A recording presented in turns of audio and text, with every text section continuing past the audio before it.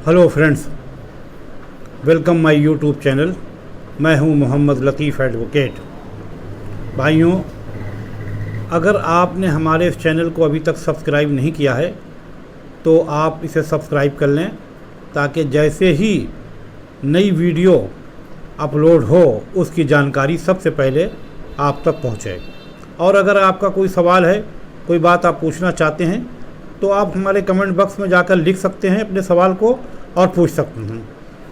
आज मैं आपको धारा 456 आईपीसी के बारे में जानकारी देने जा रहा हूं। रात के समय गुप्त तरीके से अपराध करने की नीयत से घर में घुसना।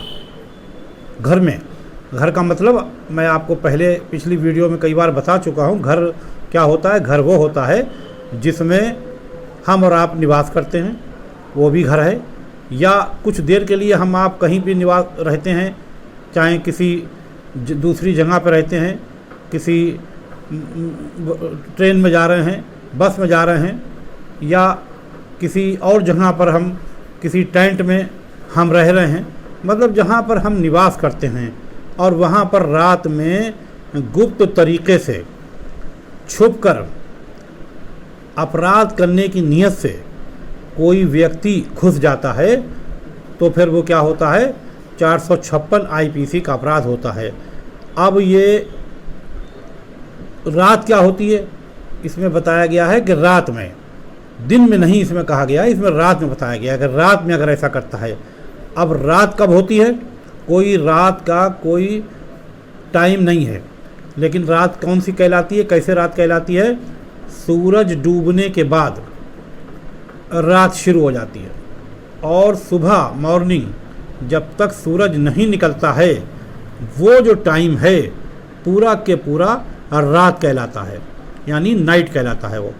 और इस बीच में अगर कोई व्यक्ति हाउस लर्किंग ट्रेसपास करता है या हाउस ब्रेकिंग ट्रेसपास करता है, हाउस लर्किंग, हाउस ब्रेकिंग के बारे में मैं आपको डिटेल से पिछली धारा 443 और 445 में बता चुका हूँ। वहाँ पर जाकर आप समझ सकते हैं कि हाउस लर्किंग क्या होता है, हाउस ब्रेकिंग क्या होता है।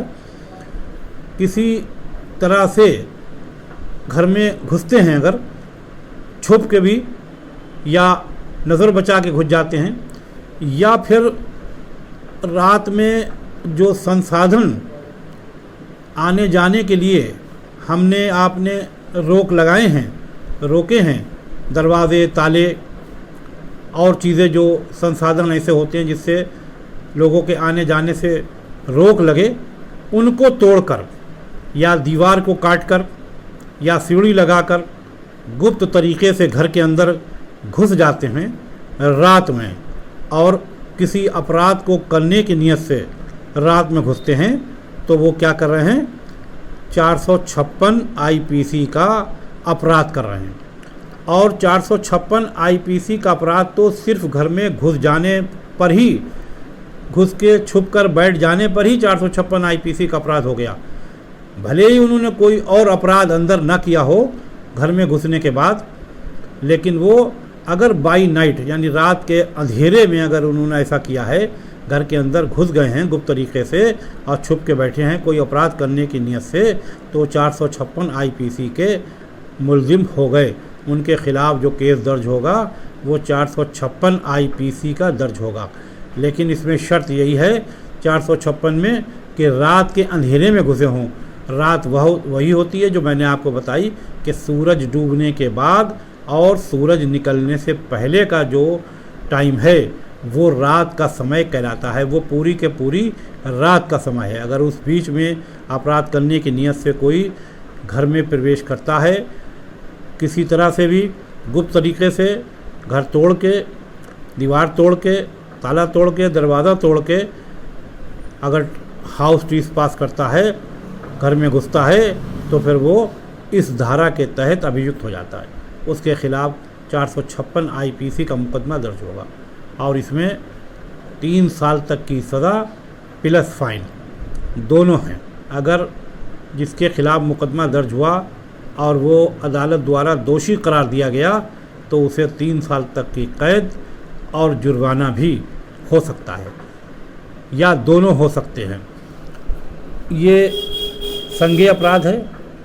संज्ञेय अपराध वो अपराध होते हैं जिसमें मुकदमा दर्ज होने के तुरंत बाद पुलिस को यह अधिकार होता है कि वो जिसके खिलाफ़ मुकदमा दर्ज हुआ है उस मुलजिम को फ़ौरन जहाँ कहीं भी वो मिल जाए उसको गिरफ़्तार कर लें।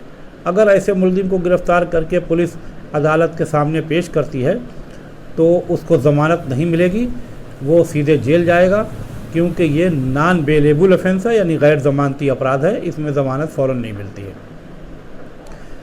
इसके अलावा ये नॉन कंपाउंडेबल ऑफेंस है।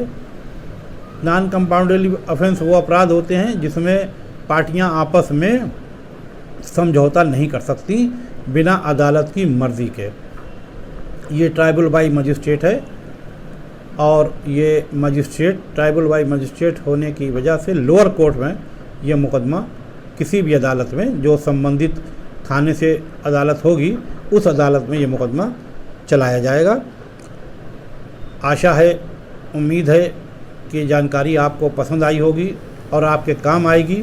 और अगर आपको पसंद आए तो आप लाइक करें, शेयर करें और ज़्यादा से ज़्यादा अपने दोस्तों को शेयर करें। अगली वीडियो में अगली धारा के साथ आपसे फिर मुलाकात होगी। जब तक के लिए गुड बाय।